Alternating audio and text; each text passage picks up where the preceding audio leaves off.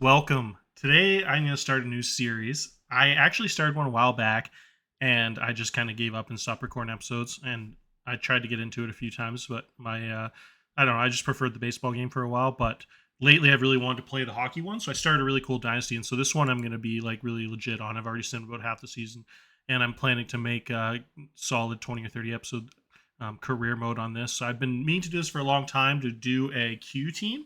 I've always done OHL teams in my past series, if you've seen the Barry Colts ones.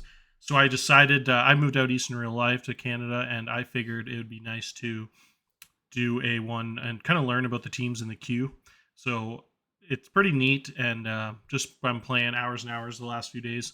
I've learned quite a bit, but obviously still have lots of ways to go. I probably won't pronounce a lot of the Quebec teams correctly, but if you guys are interested, hopefully you like the series. So what I decided was to pick St. John's. I just always kind of like their jerseys and their colors and just something about them. So I decided to pick St. John's and have a pretty solid roster. In real life, they made it right to the Memorial Cup last year, and it kind of went all in. And so this year was a little bit of a rebuilding year in real life.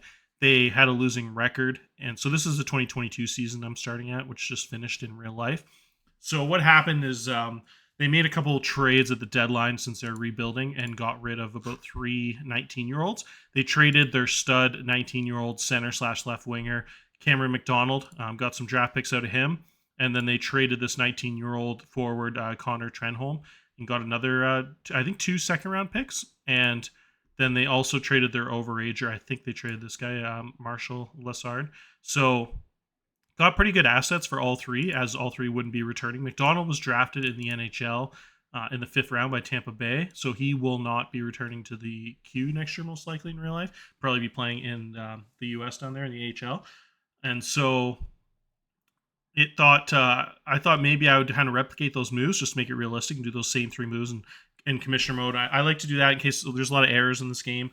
The game is designed to be like more of an NHL game, so they kind of, I think, focus a lot of their mechanics in the game and stuff on that. So I've noticed there's quite a bit of flaws when you do the junior team, since not many people do that, like especially with the draft and stuff. I can explain that later. So I just like to play realistic. I don't change the ratings or anything, but I like to keep it on commissioner mode and stuff, so in case I can change anything, any big errors. So I was thinking about putting those trades through exactly how they happen in real life, but then I was like, nah, it's kind of a different multiple universe type thing. This is a different team than the one in real life. I have a winning record, so I'm just going to play it a little bit different and probably won't end up trading those same guys away. So we'll see how it goes. I started pretty slow, but then I went on a little bit of a tear this month. I had a bunch of wins in a row here, starting on Friday the 9th, and then the 11th I won 3 games in a row here, 4 games in a row, and then I lost one. But pretty much the whole year up until then, I'd been about 500, just below. So it's finally those few games that got me, and I won the three at the start of the month. So this month's been fantastic, my best month so far, and started to really improve. The lines here are an overager, Brady Burns there, the stud in the first line there. So he's just here for this year. And then Cam McDonald, the 19-year-old, I put on the first line with him, even though Reynolds has a little bit higher ratings. I thought the first line would all be gone next year, so I made them like the 19, 20-year-old line. And I wanted to get Reynolds some chemistry here with the guys he'll be returning with next year. So I put him on the second line, and I put him with the stud 17-year-old winger, Connor Burbage there. And then the 18-year-old winger will be back next year. So that should be an all 18 or 19, 20-year-old line next season. So that should be my stud first line. But again, the guys, pretty much all my back nine forwards are really similar rated, and almost all of them return. So it might be some changes there, but should be a really solid group next year too. I'll go through my guys in a second here and show you, but I got a stud 16-year-old defenseman as my first line defenseman, and then a couple of nice young players. So if you look here, my second line center, the guy that's going to be back next year is the 19-year-old, but he'll probably be an overager as he wasn't drafted in the NHL.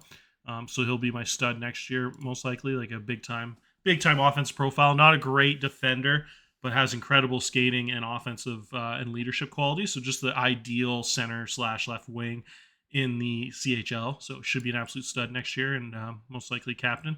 And then he'll be teamed up with next year on the first line, like I said there, or on the second line right now. It'll be the first line next year. This absolute monster talent. I said Connor earlier. It's Cole Burbage. This guy has 16 acceleration. I think those light blues really start to stand out. So he's an absolute fantastic skater. 13 points this season in 29 games, but he's a +7.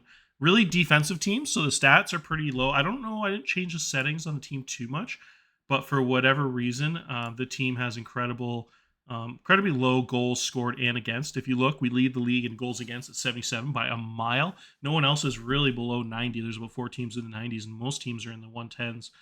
Some as high as 130, like a first place team there. So for whatever reason, but my goals scored are also pretty low. I'm only at 85, which is last place also. So the plus minus is what really matters, and it's just a real, I guess, possession type defensive hockey team that doesn't score a lot but has a really good defense. The goaltending's been really good, so I'm probably playing a little bit above my talent level. My offense isn't great, but I don't know why. I've kind of set my settings. I haven't set them super heavy defensive, but we'll see. The more I play the game, I'm kind of rusty. I haven't played franchise hockey manager in a few years here, so I'm kind of catching up on some things. One thing they changed that I liked a little bit was the scouting is a little bit different.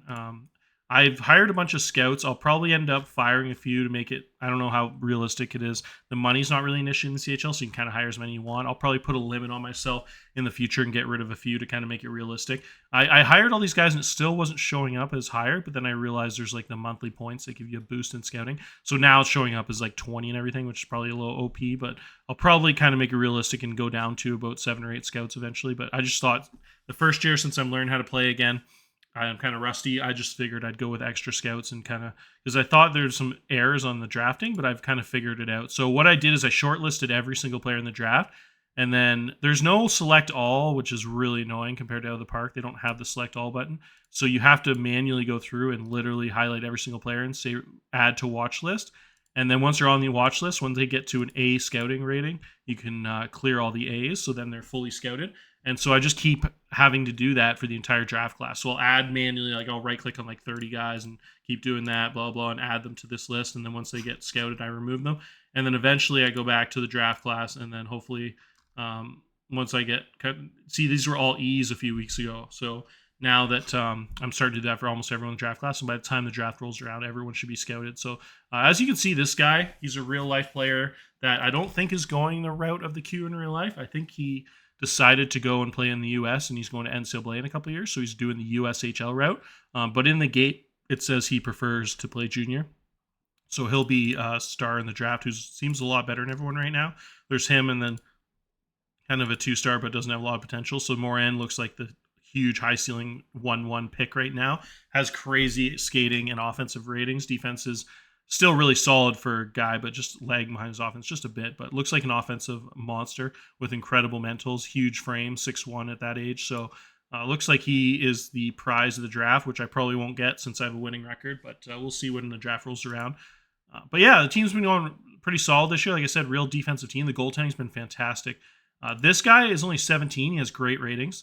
Didn't play great in real life this year, but statistically, but in the game he was really highly rated. He actually was named to the Canada under 18 like Holinsky Gretzky tournament, which is the top draft prospects, and he won the gold medal as a starting goaltender for Canada. So that's pretty exciting. One of the higher rated guys for his age group in all of Canada. So he's actually not even starting. This 19-year-old, as you can see, his 4-star ability, but the 2-star 19-year-old is actually playing incredible to start the year. He's cooled off a little bit, but he had like a 920 save percentage for most of the season so far. Just got injured, missed a few weeks, so it gave Bordeaux a lot of time to get a bunch of starts. I've just been rotating him 50-50 pretty much all year. But yeah, this really good goalie tandem, both around 900 save percentage, which is pretty good in junior hockey. And like I said, been really solid defensive possession type team. So no one really jumps off the page rating statistically. But yeah, I got some really high rated guys. If you go to the game rating, have a bunch of guys here. The wingers are all playing pretty well, leading the team with 71 game ratings. And then, yeah, this 17-year-old has been like pretty much the best player on my team so far statistically this season by the ratings, the game ratings. So he should be a really good player in a couple of years, the guy I showed you earlier. The other guy that has really good ratings for his age, it should be a monster for a long time for me, is this American, Hutch Rose. He's got really high ratings, even he's an American guy that came up. He was the 8th pick of the Q draft, the American. There's a Canadian and American draft in the Q. So he was one of the American picks. And I've been starting him on the third line most of the season at right wing there. I've been trying to rotate guys pretty nicely this year and give the backups quite a bit of playing time. But he's been pretty solid there. He's got a few assists there, decent game rating for a rookie there. So when he... oh, sorry, I lied. He's not 16. He's 17. But yeah, it's really good ratings. So I'd imagine in a couple of years that first line would probably be him and the other guy his same age, Burbage. That should form a really good line when they're 19 there. And then the centers are a little bit older. So we got 19, 19, 19, and 19 here, and then 19 again. So I guess next year we're going to lose a lot there. I'll probably use the one overager on. You get 3 overagers, so I'll probably use one on Peter Reynolds, and then I'll probably bring back Folston as my other guy. He wasn't in real life. He hasn't even really played in the Q, but he had pretty good ratings in the game, so I signed him from junior. So I'll probably have him as an overager next year. I really like his profile, so that'll give me 2 really good 20-year-old centers next year, which will be key to build around. And I return a lot of wingers next year. I only lose this guy, and then I return pretty much everybody else there. Simek, Rosen, this guy should be really nice too. 17-year-old international guy. One of my 2 foreigner spots is both on the wings there. This guy has really nice ratings offensively and really good strength, so it should be a nice power 6'4", like 220 type powerhouse forward there. So I'm really excited about his future too. So should be able to bring back a couple overage centers and have a lot of returning wingers. Another 17-year-old winger has really good ratings. Is this guy hasn't produced very well this year. He only has 1 goal in 26 games. He's played pretty good roles too. Like I think he's been the third line guy. But again, my third line's set to a pretty defensive heavy role. So he's just kind of been hasn't been producing much offense this year, but offensive ratings wise, it looks like he'll be one of the better players in the queue in a couple of years with how high all those ratings are with 14s and 13s there. So we'll see how he develops. So yeah, should have some really standout players that are all 17 years old between the goalie and these 2 guys, and then all the right wingers there that are 17, Hutch, Rose, and Mateko. So I'd imagine when that core is all 19 in a couple years, team will be really strong. The defensive guys aren't really the same age, but we will have the 16-year-old Richard, who's killing it this season, had a +7 on the first line as a 16-year-old defenseman, which is first pairing, which is amazing. And I also have Jake Tracy back next year as a 19-year-old, and then I'll have this other 19-year-old. So I'll have the 3 nice left defensemen all back next year. And then on the right side, we lose the overager, and then I'll probably use my third overager, the 2 on the centers, and I'll probably use the third one on this guy. Or else I'd be pretty weak on the right side there. So this guy's a really nice 2-way type defenseman. He's also had a +4 this season in the plus-minus. Hasn't put up a lot of points, but again, I'm a defensive team. The game ratings aren't great, but I'd imagine with how high those ratings are, they'll be pretty solid next year as an overager. So we'll see. I'm not 100% on that. I might actually go crazy and bring back all 3 centers, as this guy has one of my favorite players I've ever had in the game. One of the rare players that has higher defensive ratings than offense at this age group. So he's just like the ideal third line center. Absolutely love the fact that he's such a monster defensively and such a good skater there with the green and the speed, agility, acceleration. So I thought he'd be a really cool guy to bring back as a third line center. And so you could have all 3 centers being the overagers next year. But so I'll probably have to decide between him and Kosman there, some things can change too, depending on some trades I might make or something. But for now, that's kind of the plan. We'll see how that goes. Another guy I really like that isn't playing in the queue in real life. Another guy I think that's taking the American route.